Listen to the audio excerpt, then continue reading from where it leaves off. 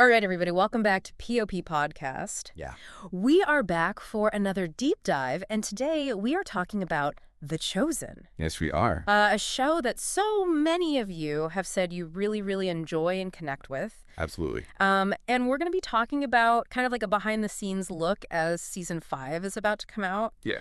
And Season 5, of course, is going to focus on Holy Week, and we've got an article from In Touch Weekly that gives us an exclusive look at what's going on behind the scenes of the show. Very cool. Yeah. A lot of great stuff in this article. Excited to dig in. Yeah, let's get right into it. All right. So one of the biggest things that this article talks about is, of course, the scene that everybody's waiting for, which is the cleansing of the temple. Yes. Yeah. And, the creator Dallas Jenkins called it a major kick-butt moment. Oh, wow. Which I think is interesting. Yeah. And Jonathan Rumi, who, of course, plays Jesus, said it was like a dream come true to film. Well, and, because anybody who's familiar with that story from the Bible, it's a really pivotal moment in Jesus's ministry. Right. It's in John chapter 2, verses 14 to 16. Absolutely. And it's just this powerful image of Jesus reacting to the commercialization of the temple. Yeah, and showing his authority. Exactly. Right. So it's going to be interesting to see how they portray that. Well, and one of the things that I think is fascinating is how they went about making sure that the actor, Jonathan Rumi, who's not, Right. not a trained Action star? Yeah, action star. Right. That he was able to really embody this moment where he's, wielding this whip, and it's supposed to be this really kind of intense physical moment. Sure. And they brought in a stunt coordinator named Anthony DeLongis, Okay. who you might recognize from other films because he's actually the person who trained Harrison Ford to use the whip in Indiana Jones. Oh, wow. And he also trained Michelle Pfeiffer for her role as Catwoman in Batman Returns. That's pretty amazing. Yeah. So we're talking like a really high-level stunt professional here. Yeah, serious Hollywood royalty. And Rumi told a story about how DeLongis could actually cut the wick off of a candle that was lit from 15 feet away with a whip. Oh, my goodness. This guy is like the real deal. That's incredible. Yeah, so he really trained Rumi how to do this properly. And in fact, Rumi still trains with him. Wow, that's dedication. I know, right? It's amazing. Yeah. So that's just one little example of like the lengths that they're going to be to really bring this really pivotal scene to life. I love that. And I love that they're recognizing that, there's this physicality to these stories. Yeah. And it's not always, kind of this calm, peaceful scene. Right. Especially this one. It's a moment of righteous anger. Right. It's a moment of action. Yeah. And so it's really interesting that they're taking the time to get that right. Yeah, for sure. Yeah. Okay, so let's shift gears a little bit and talk about another character that people have been, really interested in, and that is Judas. Okay. Yes. And of course, we all know where Judas's story ends. Right.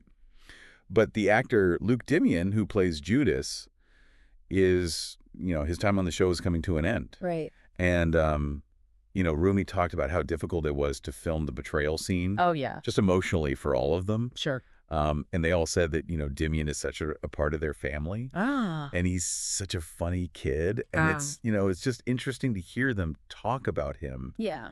In contrast to this character that he plays, It is interesting. We always think of these biblical characters in these very specific ways, but they're played by real people. Yeah. Who have their own personalities. Yeah. And it's just, it's fascinating to get that glimpse behind the curtain. Yeah, for sure. Yeah. And Rumi actually hinted that we might see Judas in flashbacks. Oh, in future seasons. Yeah. Which I think is a really Makes sense. Yeah, a really interesting way to kind of Keep his presence alive. Yeah, keep him present and also kind of explore more of his character. Yeah, absolutely. Even after he's gone. Yeah, because he's such a pivotal figure in the story. Right, exactly. You can't really tell the story of Jesus without Judas. Absolutely. So it's smart of them to find ways to keep him involved. Yeah, for sure. Okay, so let's move on to something that's a little bit more lighthearted, which is some of the fan theories that have been swirling around this show. Oh, I love a good fan theory. Me too, me too. It's so fun, and there's one in particular that I think is really fascinating. Okay. And it has to do with the character Rabbi Yusuf, Okay. who is played by Ivan Gesso.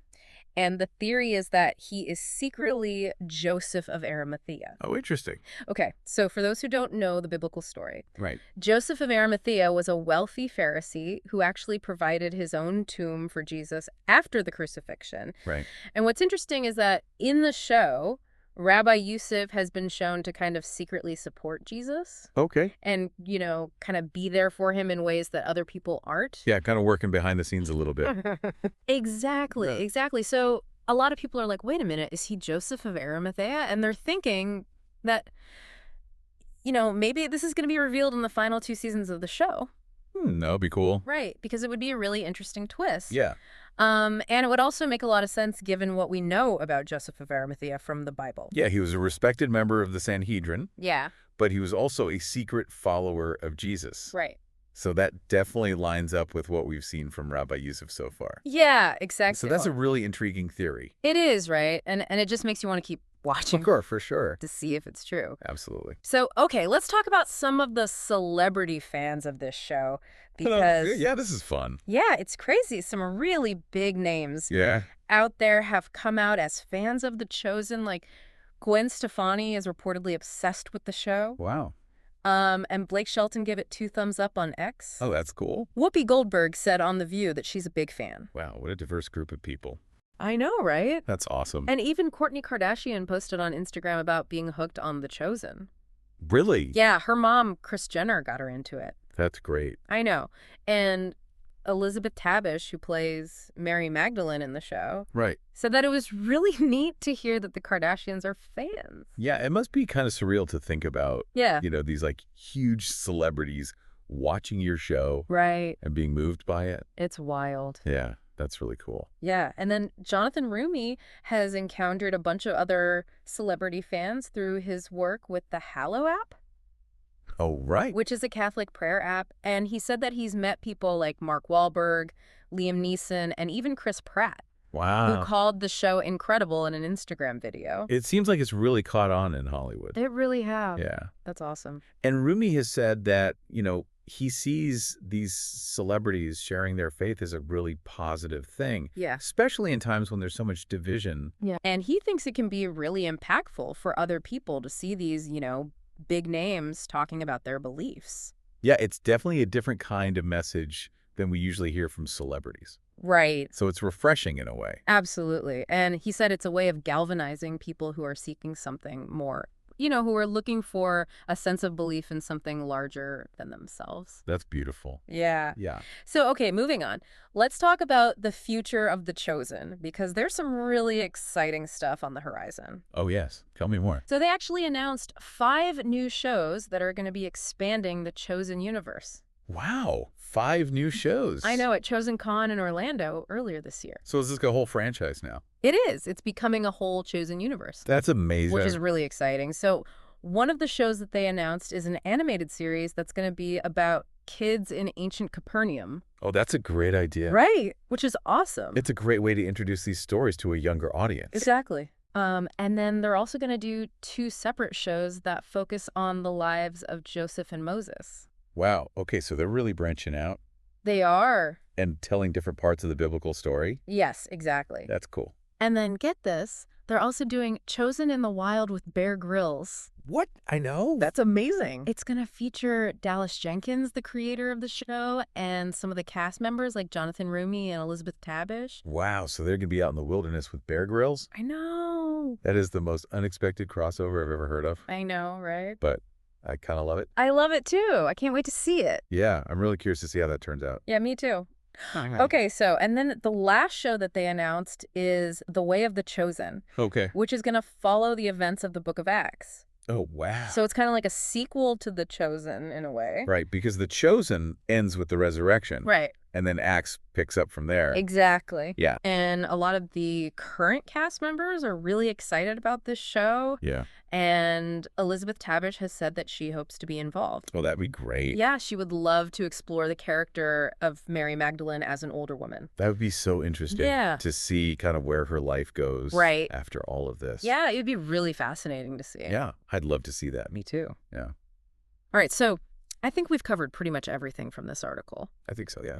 But before we go, I just want to say, if you're enjoying this deep dive into The Chosen, be sure to hit that like button and subscribe to our channel so you don't miss out on any of our future deep dives. Yes, please do. That we love bringing you this kind of content, and your support really helps us keep making it. Absolutely. So thank you. Yeah, thank you so much. Yeah. So yeah, as we wrap up here today, it's been really amazing to kind of take this look behind the scenes of The It Chosen really has. and see all the work and the dedication that goes into making this show and to see why it's resonated with so many people. Absolutely. Yeah, It's clearly a very special show, it is. and they're doing something really unique and powerful. Yeah, for sure. Yeah. And so before we sign off, I just want to leave you with one final thought. Right. As we head into season 5, which is going to be all about Holy Week, Right.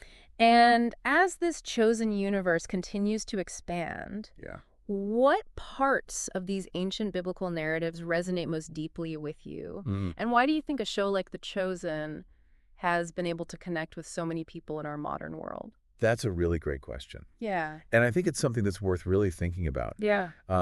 These stories have been around for thousands of years, Yeah. but they still speak to us today. Right.